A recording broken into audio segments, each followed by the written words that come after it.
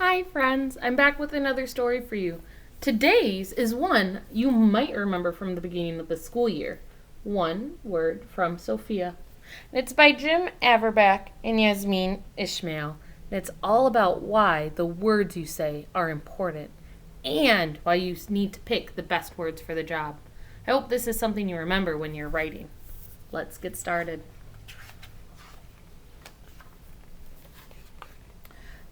Sophia's birthday was coming up, and she had 5 things on her mind. 1 true desire and 4 problems. Her 1 true desire was to get a pet giraffe for her birthday. Look at that beautiful drawing she's made. I wonder what her problems are. Ooh. The 4 problems were mother, who was a judge, father, who was a businessman, Uncle Conrad, who was a politician, and Grandmama, who was very strict. Sophia presented her case to Mother. I would like a giraffe, she said, because they burn less gasoline, so they meet federal regulations better than the cars we use now. In the last 50 years, no giraffes have been recalled for defective parts, and newer models have a particularly strong safety record. Also, giraffes have not been shown to be the cause of any major diseases. Giraffes are legal in all 50 states. That's a lot. And then she showed a picture to her mom and said, and a giraffe could take me to ballet class and deliver me to the 2nd floor.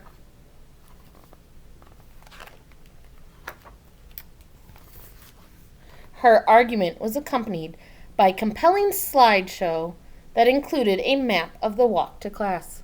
Wow. So not only did she have words to tell what she wanted, but she made a picture too. See what Mom says. I'm sorry, said Mother in her decision, but I will have to rule against a giraffe at this time. You provided no proof that you are ready for pet ownership and failed to cite any laws about minors driving quadrupeds. And your argument was too verbose. That's a funny word. Verbose? Asked Sophia. What does that mean? Too many words, said Mother. How many words should I use? Fewer, said Mother, and she retired to her chambers, which means she went back to her room. So, Sophia used fewer words with Father. Giraffes, said Sophia, are a good source of manure, which can be sold at a profit to garden centers and activists. Ooh, manure is another word for giraffe poop. In short, people will pay me for poop. Oh, she drew a picture of that too. Her proposal was accompanied by a compelling graph. Hey, we know how to make graphs. So Sophia made a proposal with a graph showing how much money she would make. I'm sorry, said Father, but your business plan is unsound. You failed to count the cost of care and feeding for your manure producer, not to mention the warehousing of poop. Ooh. She doesn't look very happy. And your presentation was far too effusive. Effusive? Asked Sophia. What's that mean? Too many words, said Father. How many should I use? Fewer, said Father. And then he got back on his conference call. Ooh, so her dad told her the same thing, less words. Sophia polled the other members of the household. So look, just like we do when we count the weather, she's collecting data. But it looks like she's collecting it from her toys. Interesting. Oh, and she presented the results to Uncle Conrad. It said, ballerinas should ride giraffes to school. And Sophia likes to dance, so I bet she thinks she's the ballerina. Let's see. Mr. Bunny strongly agrees. Tiger Eye agrees. Pony Boy disagrees. Snaky Poo agrees. And Ted somewhat agrees. Let's read what she said.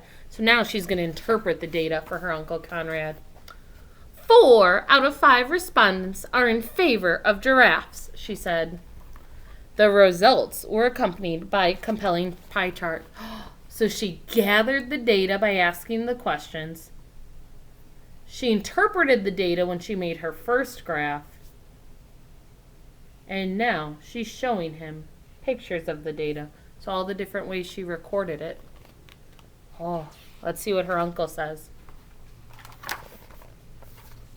I'm sorry, said Uncle Conrad, but your results indicate that being in favor of giraffe ownership would cost me support from the Pony American community. And besides, your report was far too loquacious. Sophia didn't even need to ask. So Mom told her too many words. Dad told her too many words. Well, I don't know for sure what loquacious means, but if Sophia doesn't even need to ask, well, I can make a guess that loquacious means too many words. Let's see what she does next. Finally, she approached Grandmama. She accompanied her plea with a compelling foot rub, so she rubbed her granny's feet. Giraffe? No, said Grandmama. And do try to get to the point next time. Oh, so she rubbed her grandma's feet and didn't even get to ask the whole question before Grandma told her to. Too many words. At last, excuse me, remember, good readers, when they make a mistake, go back and start again. So I'm going to go back and start again. In a last desperate attempt before her birthday, Sophia prepared to speak to everyone at once. She revised and shortened her proposition, that means what she's asking them to do, until it was just one word. So she's painting, she has all her supplies out, and the one word she said was, please. They're all waiting and, oh. Wow, she must really want that giraffe.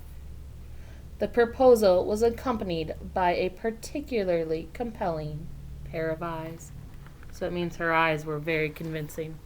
Do you ever do sad eyes when you want something like...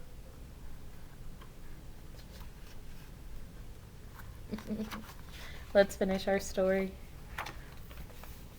On her birthday, Sophia was delighted to find that short and sweet often brings results.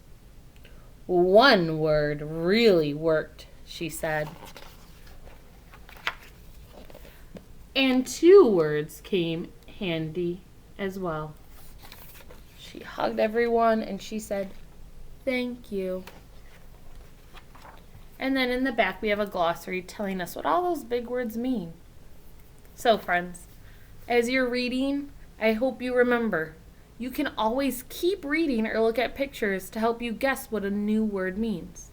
And when you're writing, sometimes it's good to add lots of detail and fancy words, but always remember, you need to make sure the person who's reading your work understands what you mean. So pick the best words for the job. All right, I'll see you guys later. Bye-bye.